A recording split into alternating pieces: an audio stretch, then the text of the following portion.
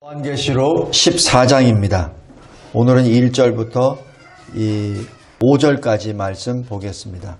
설교 요약을 보시면서 보는데 오늘은 딱 하나만 강조해서 보겠습니다. 주님이 늘 우리와 함께 하십니다. 이 감격적인 모습입니다. 여기 먼저 1절 보십시오. 내가 보니 보라 어린 양이 시온산에 섰고 그와 함께 14만 4천이 서 있다라고 기록합니다. 여기 14만 4천은 상징의 수입니다. 어느 그 이단처럼 14만 4천 그 수를 세는 것이 아니라 상징의 수입니다. 그래서 어느 신학자는 14만 4천을 12 곱하기 12, 144죠. 거기에 10의 3승, 1000이죠. 그게 14만 4천입니다. 그래서 구약의 12지파, 신약의 12사도, 구약교회와 신학교회, 그리고 10은 충만의 수입니다. 거기에 3승은 완전수죠. 그래서 구원받기로 작정된 구약과 신약의 완전한 수, 구원받기로 작정된 총수, 이것이 14만 4천, 바로 상징수입니다. 그 14만 4천이 시온산에 섭니다. 누구와? 어린 양과 함께. 그죠? 이마에 어린 양의 이름과 아버지의 이름을 쓴 것이 있다라고 기록합니다. 여기 똑같은 장면이 요한계시록 7장에 기록됩니다. 7장에 보십시오.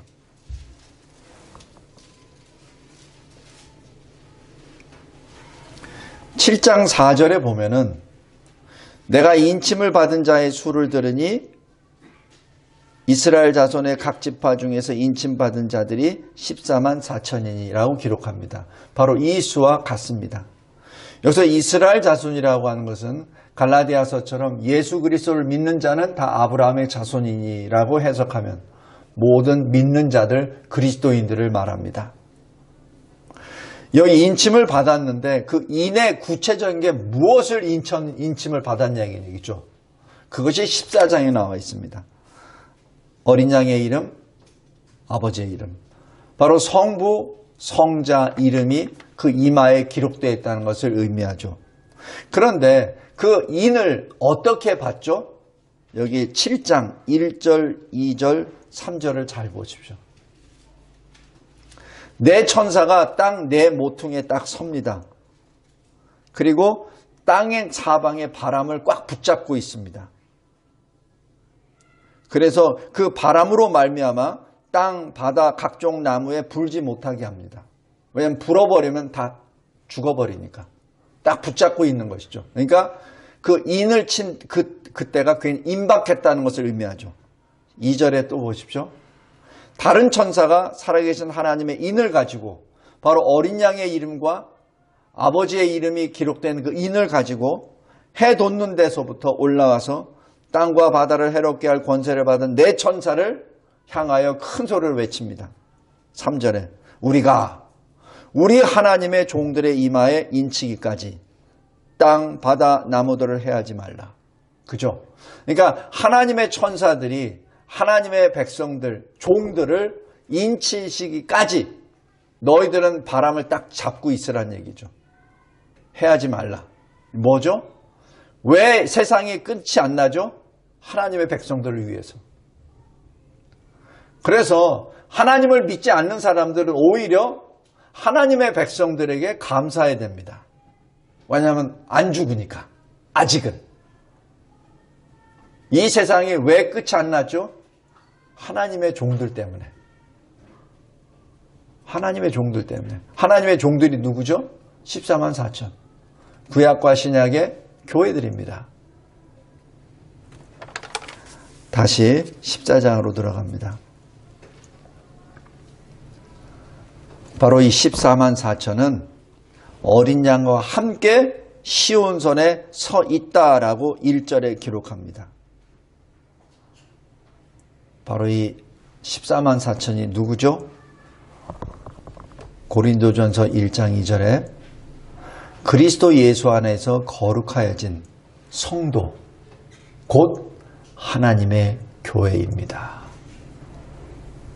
성도 여러분, 14만 4천이 바로 성도들입니다. 근데 어떤 성도들?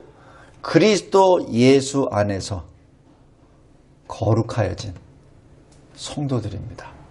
예수 그리스도를 믿고 구원함을 받은 자들이죠. 어린 양 피로 속량을 받은 자들입니다. 두 번째, 여기 구원받은 성도들이 그럼 무엇을 하죠? 여기 2절, 3절 보십시오. 하늘에서 나는 소리가 들리니 많은 물소리 같다. 많은 물소리 같다는 얘기는 뭐예요? 우리 산이나 또 바다나 이런 데 갈 때 파도 치는 소리, 또 산에서 계곡에서 흘러나오는 소리, 그 소리를 한번 들어보십시오. 굉장히 커요. 그죠? 그런 소리입니다. 뭐죠?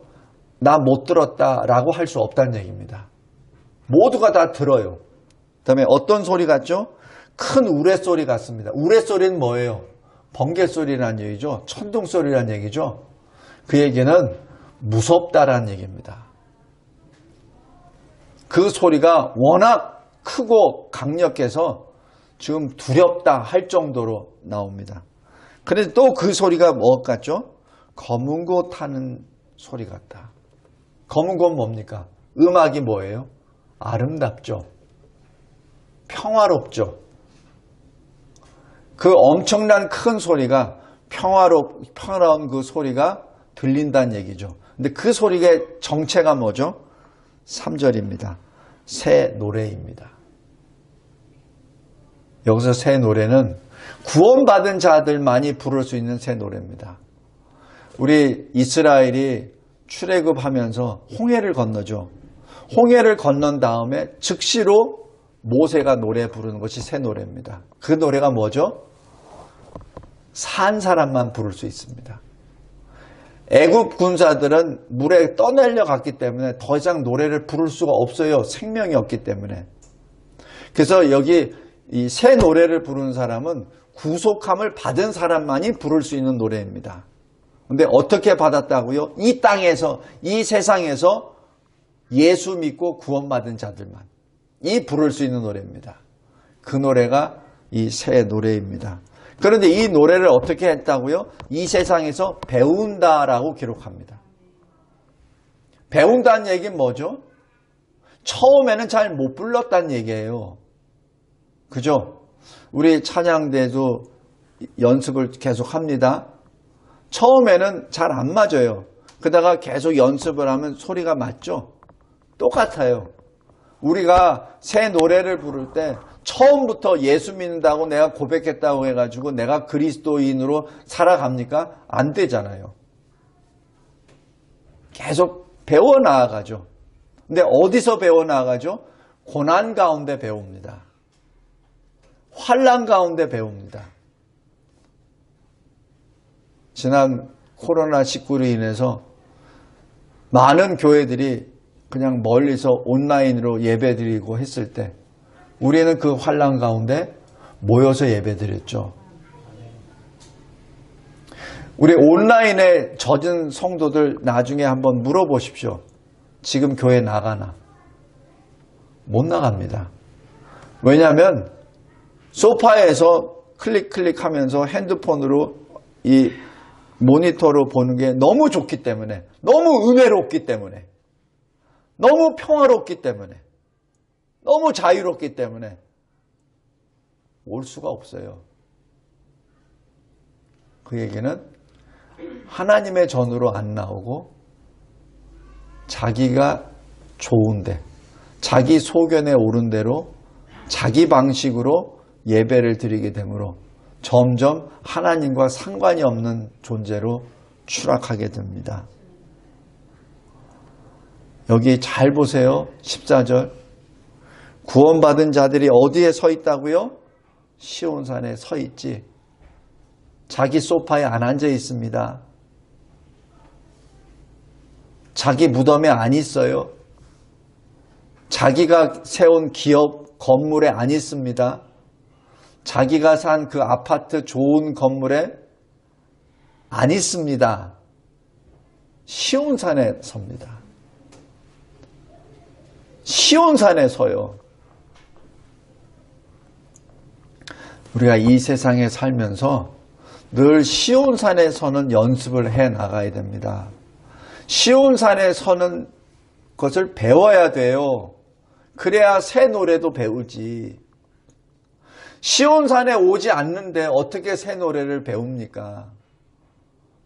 이 세상에서, 이 땅에서 속량함을 받은 자들, 3절 잘 보세요. 땅에서 속량함을 받은 14만 4천 밖에는 능히 이 노래를 배울 자가 없더라라고 기록하죠. 이 땅이 뭐죠? 이 세상에 있을 때, 내가 육신을 입고 있을 때, 이때 배워야 된다는 얘기입니다. 우리가 죽고 나면 배울 데가 없어요. 죽고 나면 바로 지옥으로 가야 되니까, 믿지 않으면. 더 이상 배울 수가 없습니다. 이 땅에 있을 때 배워야 됩니다. 언제 배우냐고요? 환난 가운데 배우죠.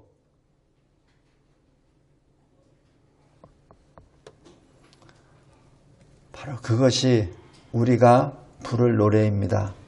설교야 큰 2번, 여기 4번 보십시오.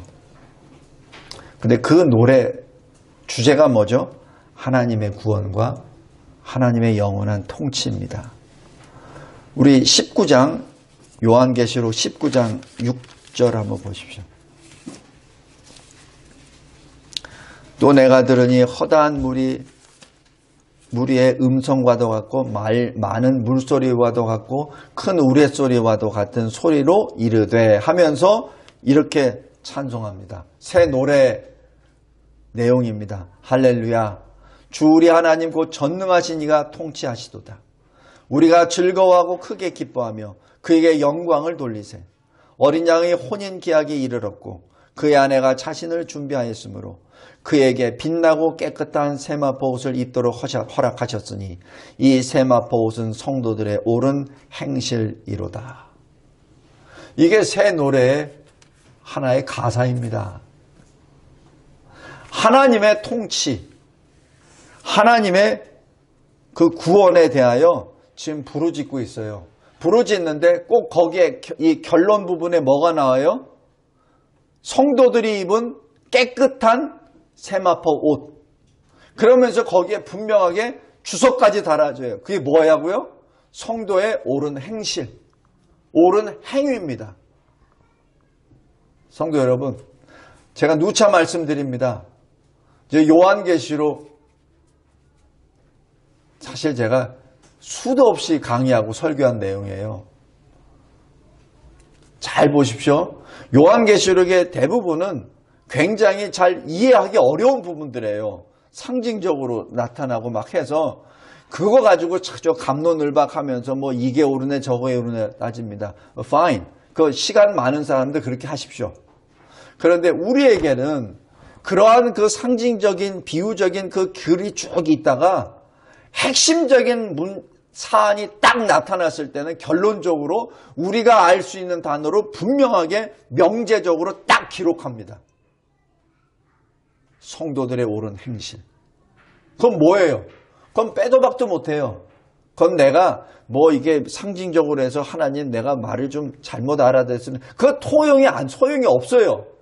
그죠? 분명하게 딱 설명합니다. 거기에 액센트가 있어요.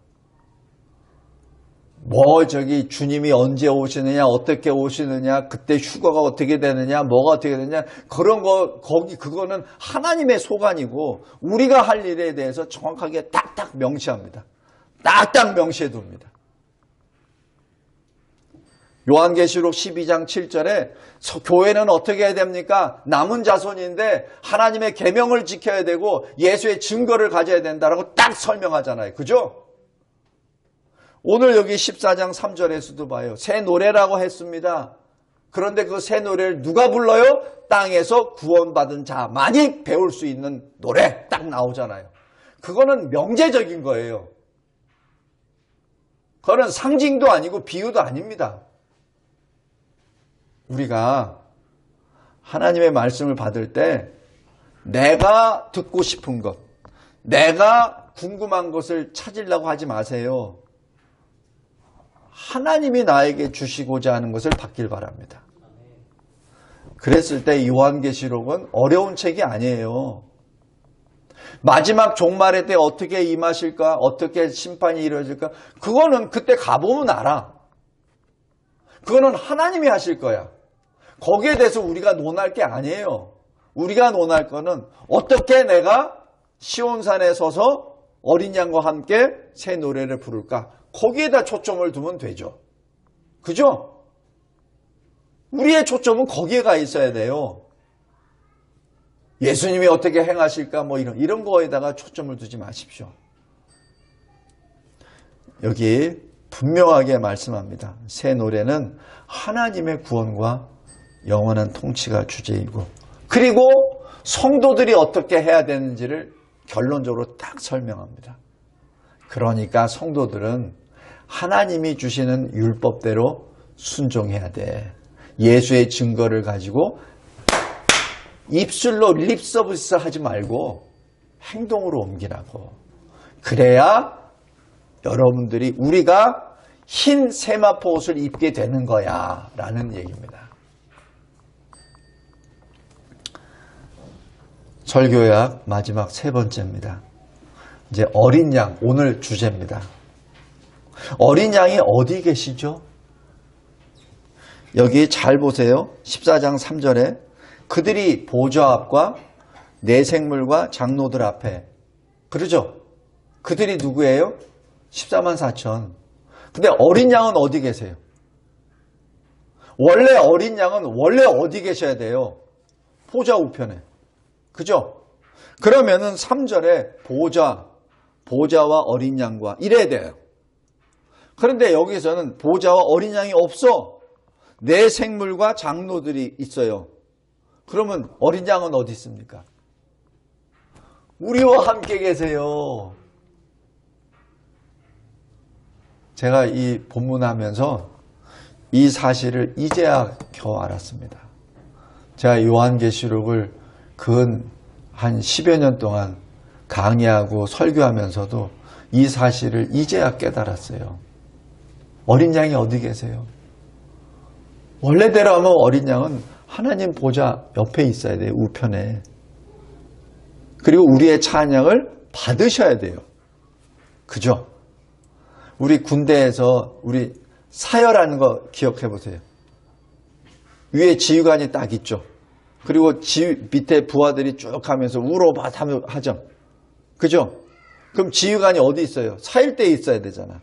그래서 이 자기 부하들이 지나가는 곳에 경례를 받고 점검을 해야 되잖아. 그런데 지휘관이 어디 있어요, 지금? 밑에 부하들과 같이 움직인다는 얘기입니다.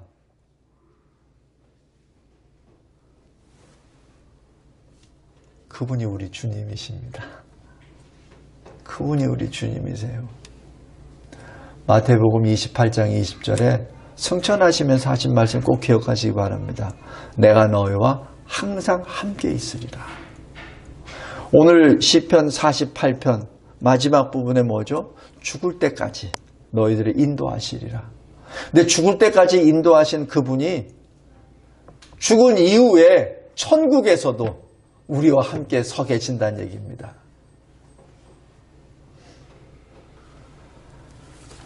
요한계시록 7장 한번 다시 보십시오.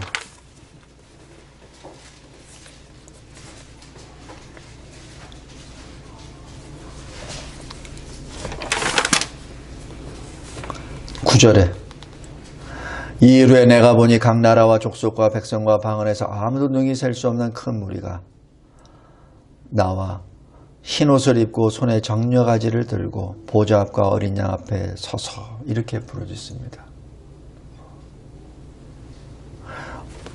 무엇이 선이고 훈지는 잘 모르겠습니다. 근데 어린 양 우리 주 예수 그리스도의 원래 자리는 보좌 옆입니다. 근데 여기 14장에서는 우리와 함께 계십니다. 그리고 우리와 함께 새 노래를 같이 부르십니다. 그분이 우리 주님이십니다. 그리고 그 주님과 함께 서 있는 성도들은 어떤 사람입니까? 여기 14장 4절 보십시오. 더럽히지 않은 자, 순결한 자, 어린 양이 어디로 인도하든지 따라가는 자, 사람 가운데서 속량함을 받은 자. 사람이 뭐예요? 이 세상 사람들, 죄인 가운데 속량함을 받은 자들. 그러니까 뭐예요? 아직 속량함을 받은 죄인들은 많다는 얘기죠. 그 사람들 가운데 속량함을 받은 자들. 처음 익은 열매. 그리고 5절에 그 입에 거짓말이 없는 자. 흠이 없는 자. 바로 이러한 사람들이 14만 4천. 이로 헤아릴 수 없는 흰옷을 입은 사람들입니다. 여기 설교요약 3번. 제가 그래서 그 사람들이 어떤 사람들인가를 요한계시록에 기록되어 있는 걸 쭉 찾아봤어요. 잘 보십시오. 먼저 작은 2번. 하나님의 계명을 지키며 예수의 증거를 가진 남은 자손들. 12장 17절.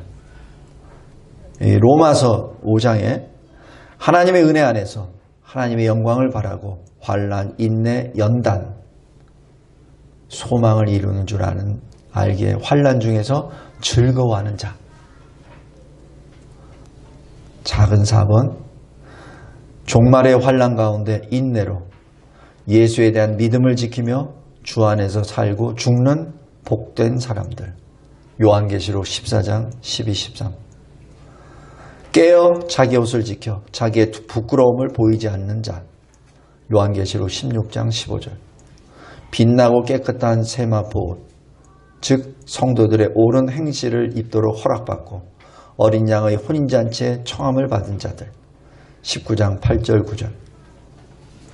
희고 깨끗한 세마포 옷을 입고 백마를 타고 하나님의 말씀을 따르는 하늘에 있는 군대. 19장 13절 14절.